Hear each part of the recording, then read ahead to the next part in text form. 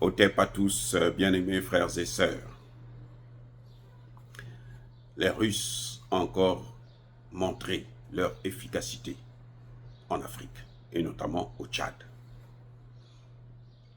21 soldats tchadiens qui ont été kidnappés par des terroristes ont été libérés avec l'appui des Russes, de l'armée russe, de Africa Corps, ce que les gens ont tendance à appeler Wagner.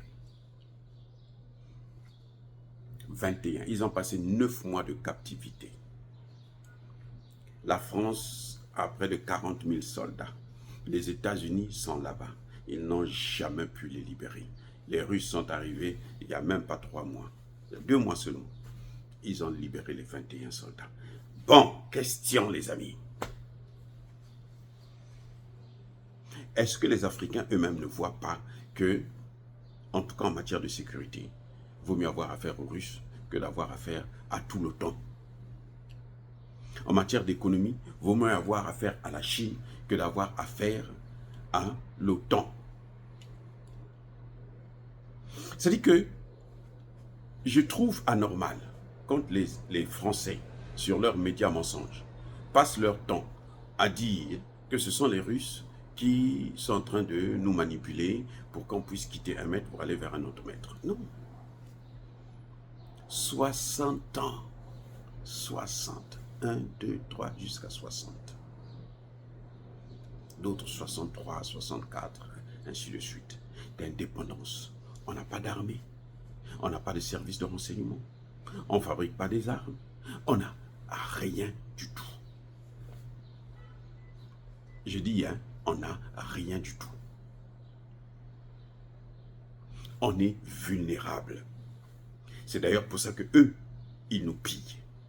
Et maintenant, ils viennent nous dire que non, oh, vous là, c'est à cause des Russes que vous êtes en train de nous chasser maintenant. C'est pas à cause des Russes. C'est à cause du résultat, pauvre con. C'est à cause du résultat. C'est-à-dire que c'est une insulte. Et il y a des gens qui me disent, ne soyez pas impolis. Non. Eux, ils nous insultent déjà. Ils disent que nous, les Africains, on n'est pas intelligents. Nous, on n'est pas capable de voir le bien et le mal. On n'est pas capable de faire cette distinction-là. Que celui-là, il vient pour nous aider, celui-là vient pour nous piller et nous maltraiter. On n'est pas capable. Nous, on n'est pas capable de comprendre que non, mais les Occidentaux, là, ce sont les mêmes qui nous avaient pris en esclavage, qui nous ont colonisés et qui nous ont néocolonisés. Et qui veulent maintenant nous recoloniser encore. On n'est pas capable de voir ça. Ça, c'est une insulte. Donc, quand Emmanuel Macron passe partout pour dire l'Afrique, c'est le laboratoire de la désinformation russe, et c'est que c'est Emmanuel Macron qui est fou. Et moi, je ne suis pas le premier à le dire. D'autres gens l'ont dit. Les Français eux-mêmes le savent. Récemment, là, c'est la première ministre le vice-président du conseil italien qui a dit qu'Emmanuel Macron doit aller dans un hôpital se faire soigner. C'est pas moi. Eux-mêmes, ils le savent. Ils le savent.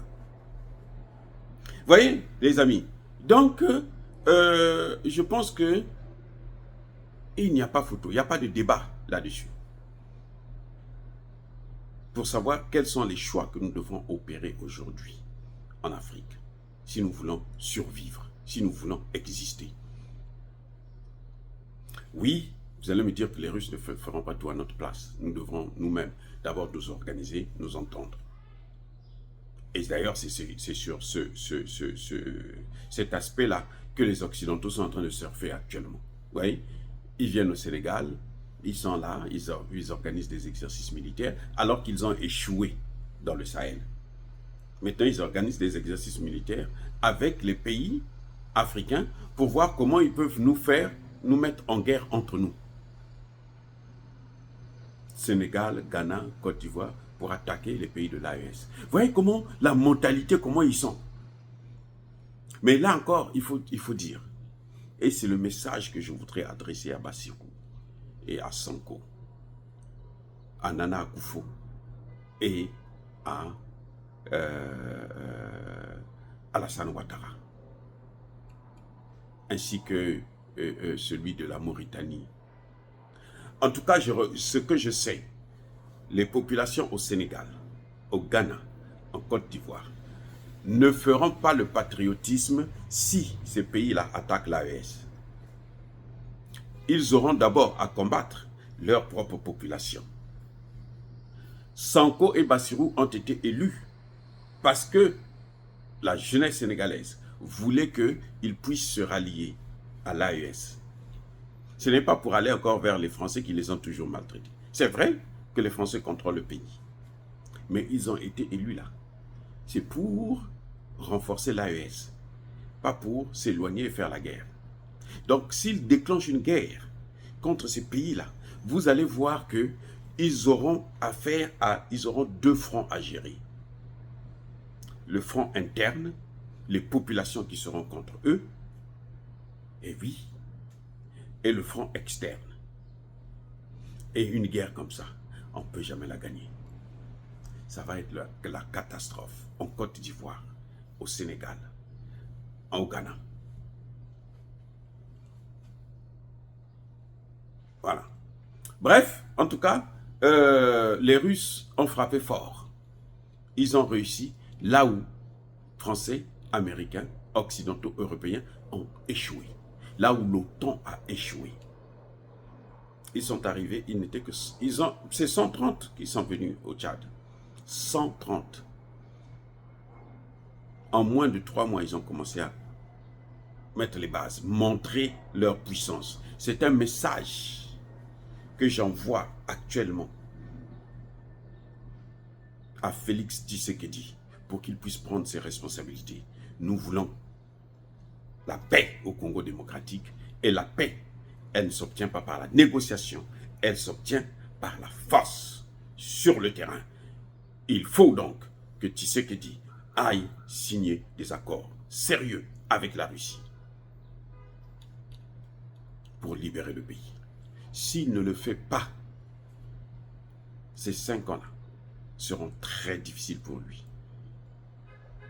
Il risque d'hypothéquer quelques années ou quelques mois. Il risque de sortir par la petite porte. C'est le choix des Congolais. Ce n'est pas son choix à lui, c'est le choix des Congolais. Les Congolais veulent des relations. Les Congolais veulent la coopération militaire avec la Russie. Pas avec la Turquie, c'est vrai. Vous pouvez utiliser la Turquie, la Chine et autres. Mais nous voulons la Russie. Point final. Si nous n'avons pas ça, Monsieur le Président, nous vous mènerons la guerre avec votre gouvernement. Or, dire cela, c'est inciter à la haine ou à la violence. Non. Il n'y a pas colère fait. Il y a malène. Encore une fois de plus, soyez bénis, abondamment bénis par le Dieu des Kémites et par nos ancêtres angélisés. Mais que tous ceux qui persécutent le continent africain le pillent et le déstabilisent, qu'ils soient noirs, blancs, chinois, arabes, juifs, indiens ou qui qu'ils soient punis, maudits, foudroyés, neutralisés, écrasés, effacés par le Dieu des Kémites et par nos ancêtres angélisés. Vive l'Afrique éternelle, je dis et j'assume.